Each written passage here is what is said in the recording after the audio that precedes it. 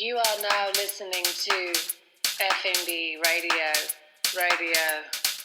And welcome to FNB Radio. My name is Lindsay Collins, and I am your host.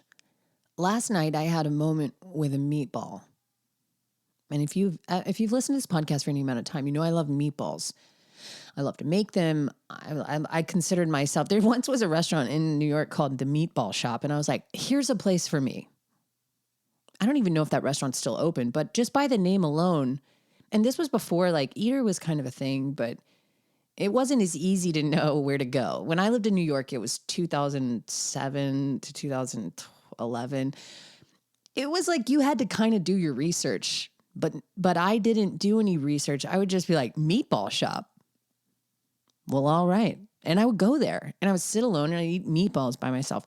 And then when I moved to Charleston, and started working for Jason Stanhope, at the time he was at Fig, he put a meatball on the menu. I was so obsessed with this meatball that he made, especially because sometimes people would send it back because it's like they didn't understand the meatball. Like the meatball was over their head. They wanted like the Subway meatball. You know what I'm talking. Don't act like you don't know what I'm talking about when I say the Subway meatball. They wanted it like, what is this texture?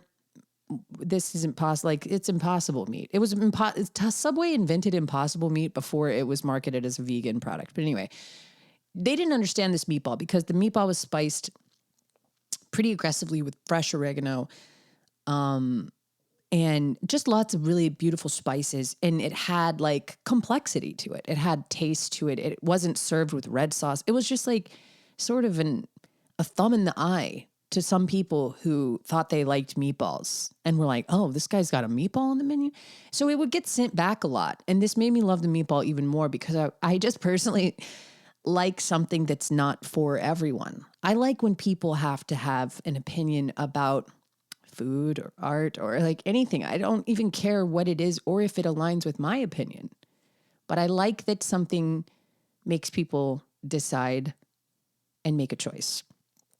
And so Jason put this meatball on the menu at Fig. This was eons ago. This is like almost a decade ago now. And last night I went to the opening at Lowland, which is a brand new tavern that's on George Street. It's a part of the Pinch Hotel. So they have that property. And then they also have the Quint. I always want to say the Quint, which doesn't make any fucking sense. I don't know why I say it wrong. Sometimes I have words like that I can't say correctly where I'm like, oh, Q-U? I'm pretty sure that makes a hard K sound in my mind. But anyway, we had the absolute pleasure of being invited to the friends and family. So we went on Thursday night. They did two. So they did one on Wednesday and then they did one on Thursday. And they're essentially just mock services where you're invited to come in, and it works just like a regular restaurant. You place an order, you do all the things. But it's just to kind of help them it's not a public service. What? It sounds like it's like a defense attorney for people who can't afford a lawyer. It's not a public service, but it's not, it's not open to the public, and it's meant to just get them some reps and like see what it's like to have, you know, a dining room full of people before they actually open to the public. It's all about first impressions. And a lot of people will wrongly make a very harsh impression or like a judgment on a restaurant when they first open. So soft openings are like a fun way to just test the waters. Take it for a test drive, you know? It's like buying a car. You're like, let's just take her for a test drive and see if the engine starts smoking, like in that Subaru that we got one time. But anyway, the opening was amazing, and the food is incredible. Jason, to me, it's no surprise to anyone that's listened to this podcast for a while, but Jason is easily the best chef I've ever worked for. And I don't like to brag, but I've worked for some pretty good chefs. And he has a way of bringing you into the Jason Stanhope loyalty program where it's like you just by being himself, you want to support him and you don't want to let him down. Rather, it's not even that you want to support him because he doesn't really need you as much as you don't want to let him down. He's just an amazing person, an amazing leader, an incredibly talented chef. And he put this meatball on the menu that I don't even know if you can call it a ball because it's kind of a conical shape. And by conical, I mean cone-like, if you're not into geometry. And it was on a skewer, and it's was served with a little kind of shallow dish of tare, chicken tare. It's a chicken meatball. And then they grill the meatball on both sides so it gets kind of charred and crispy. And then there's just this beautiful, glistening egg yolk right in the middle with what I can only imagine is some sort of like, I don't want to guess. I was going to say togarashi spice, but I don't know what it was. Maybe it's Aleppo pepper. Who knows? It was like a perfectly seasoned little dish that you take the skewer that the meatball is on and you just like disturb the yolk and you stir it all up. And then you just get really sexual with this meatball. Like, sexual is kind of gross. When I said that, I wish I hadn't said that, but I mean sensual. I meant sensual. And you just have a moment with this meatball where you're just dipping this kind of charred, savory, fatty piece of meatball, meat cone. Can we call it a meat cone? And you dip it into this unbelievably savory and well-balanced sauce. The egg yolk is super rich and it enriches the whole sauce. And it's a complete dish. It's a piece of meat with a sauce. And to me, it brought me full circle to the evolution of Jason as a person and as a chef, and like seeing him in his own space on his own time, just like doing his own thing, because everyone knows that even when you work for an amazing place, and I've seen this time and time again in restaurants that I've worked for, there's like a big name chef that works at the place. And then there's a chef de cuisine who actually works at the place. And by actually works at the place, it's kind of unfair, but you know what I'm saying. Like, they're the ones day in and day out that are in there, that are writing the menu now, that are holding up the standards that the chef has put into place. And they're the lifeblood of the restaurant. But a lot of times it can, especially to the consumer, it can be confusing. Like, for instance, when you go to the French Laundry, people are like, "Thanks, Chef Keller, for this amazing meal." And I'm like, Chef Keller didn't make your meal, sadly. Maybe in the 90s. And it's not a diss against the chefs that aren't in there day in and day out. It's just kind of one of those things that happens when you establish a restaurant. Fig is a long-time fabled restaurant, especially in this city. They kind of opened up the food scene, established the food scene as a place that was worth visiting. And so nothing but respect to all the people at Fig, including Chef Lotta. But I think when Jason was in that role, it's like sometimes you're still in someone else's world. And this is really the first chance, at least in Charleston, that Jason he's the creator of the world.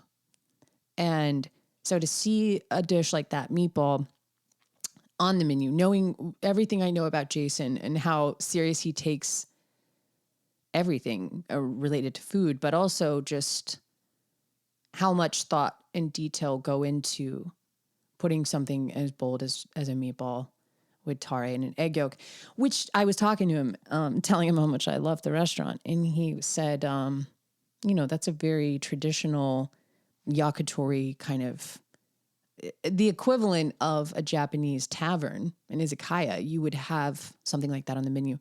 So it just really makes sense. It's so thoughtful. It's so beautiful. And it was such a memorable bite. It was the first bite I took. We got all of our kind of first plates in the beginning in that first course. And I just went right in on that meatball and was so just almost overcome with emotion because of how proud I am of him, of how cool the space is. It feels like your rich friend's house that's like not an asshole that invites you over and can make really good food. Like, there's this intimacy in the space, very well executed, but it doesn't feel like it's trying too hard. It doesn't feel like I know I could point to the designer and be like, "Oh, that's this place." Like, there's a lot of restaurants now, especially now, that get open and you're just like, it's perfect, to the point that it feels eerie.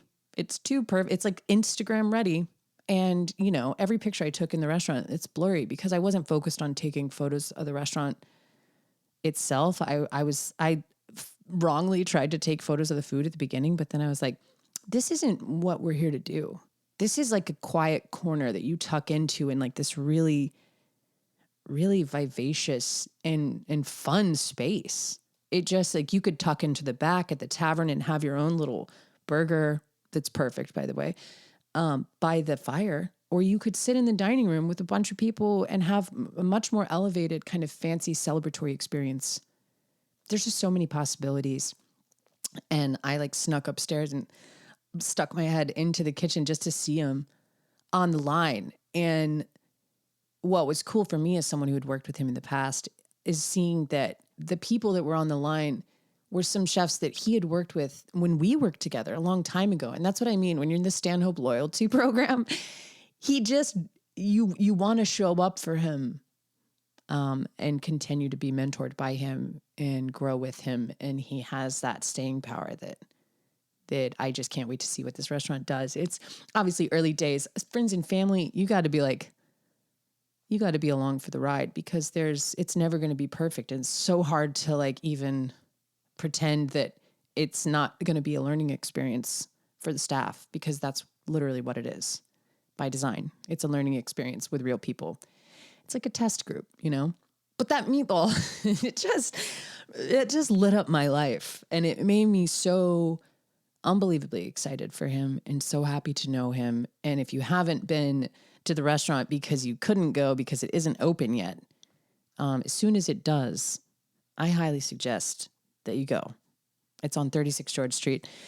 It was absolutely fantastic. And it was personally just a really sweet moment for me to see him, because I just love him.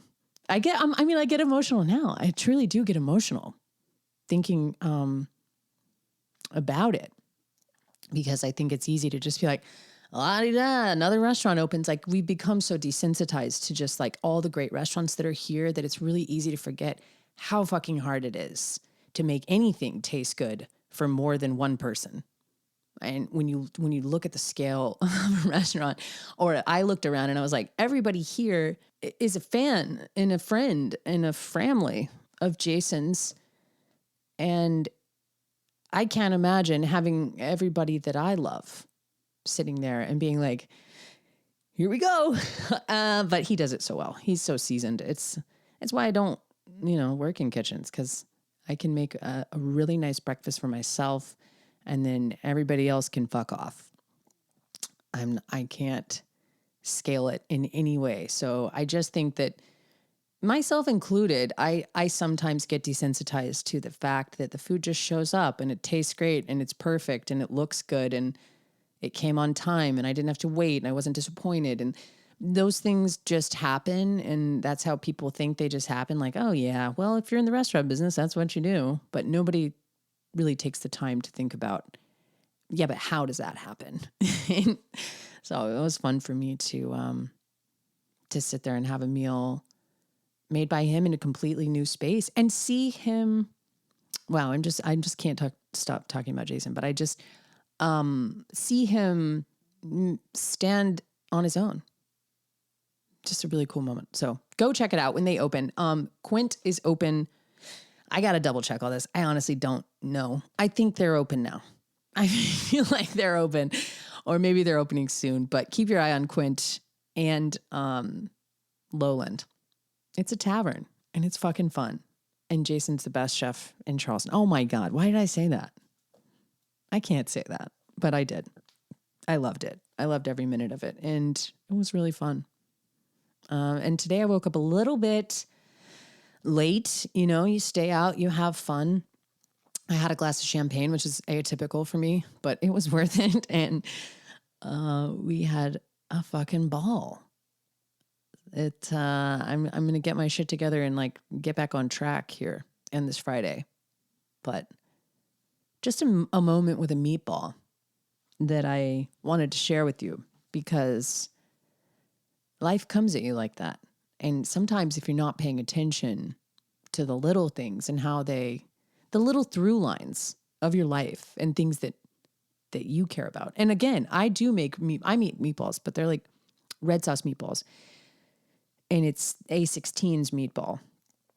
And every time I make them, it's like a ritual. It's something that I really think about, and I really try to make it better than I made it the last time before. Touch it less than I touched it, but mix it, incorporate it evenly without overworking it. There's just all these little points that go into making something just hit like those did. But yeah, it's a really special thing to see your friends doing things that are so fucking hard. And really, honestly, you could probably do, I don't know, a million other things. I think that's a conversation that people are having a lot in restaurants. It's like, why even do this? And why work that hard? Because you don't get rich, and you definitely don't get a lot of sleep, and you don't, I don't know, but it's for the artistry of it. And so when you see someone like Jason, you understand why he does it. And if you've ever cared about cooking at all, you know what that takes. And so it is emotional, and it is sweet, and it is empowering to see and watch. And it makes me want to not go get a restaurant job, but it makes me want to take that kind of intensity and focus and love and passion into my life and what I'm doing. And he's always inspired me that way. And so it was just a really cool night. And I clearly can't say enough about it.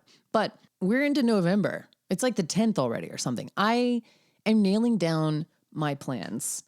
Since we last talked, I had I had some time to accept that the holidays are upon us, and I'm getting it together. I got some fun things in the mix. I can't think of any of them right now. That doesn't mean they're not there. They're just like, they're waiting in the subconscious part of my brain. You know, they're just, they're marinating in my subconscious, and then they'll just pop out fully formed in like a day or two. I got some time. I do know, and I can share this with you, I do know that based on my reflections on the last podcast, that I will be wet brining my turkey this year. I just want to say that. I know that's like it's one of those things that people are like, every other year it changes. It's like, all right, guys, definitely got to wet brine your turkey. And then the next year they're like, fuck all that wet brining. How about a dry brine? And people just flip flop. And every other year it's like, are we in a wet brine or a dry brine season? And every year kind of changes. But I based on that memory I had of that turkey that we ate at the cocktail party that I referenced, the accidental cocktail party that turned into a rager. They were wet brine turkeys. And I just, I think if you're going to put turkey on the menu, it's got to taste so good that you eat it before Thanksgiving, you know? And so I'm going to wet brine my turkey, and I'm going to put some hard spices, and I'm going to put some orange zest and peel, maybe some of the whole fruit. I don't know. I'm going to do the thing. I'm going to manage the coolers. I'm going to do all that bullshit. And maybe next year I'll be like, it's a dry brine year. Maybe it's in every other thing. You just have to take a year off. You have to take a gap year. Isn't that what people in college call it? A gap year? It's a sabbatical. You have to go on brine sabbatical. But yeah, I'm going to chill this weekend. I'm making chicken and dumplings, and I can't wait. Speaking of chicken, I mean poultry. I mean what? I told you, it's Friday. I'm over caffeinated and I'm out of time.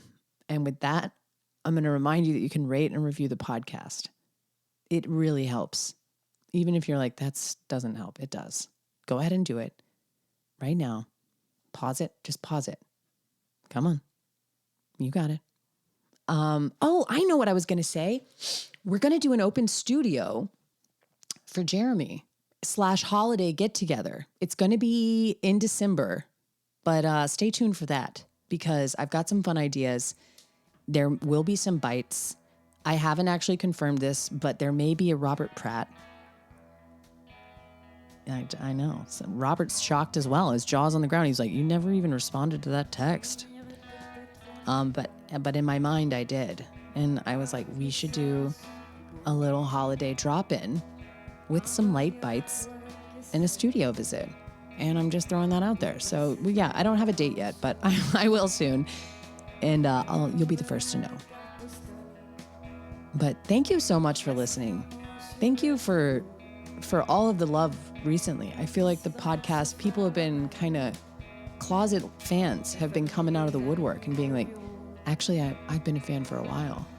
And whenever I learn that, I'm always like just so humbled. And then also nervous, because I'm like, oh no, you're listening, you feel very exposed, and you feel very like, what? You try to go through every podcast you've ever done and be like, did I ever say anything that was like, let you down? I don't know. It's just been, no, it's all love, and it's very kind, and it makes me inspired to just keep doing more. And I can't thank you enough. So stay tuned for some, I don't know, Thanksgiving content. I think I'm going to find my Thanksgiving holiday spirit. And then definitely, as soon as I have a date for the December studio drop-in / holiday party, I'll let you know. But a huge congratulations to Jason. That's like a tongue twister. Congratulations to Jason. A huge congratulations to Jason and the entire team at Lowland. And yeah, go see him as soon as you can. And I'll see you next week. Bye. Bye-bye.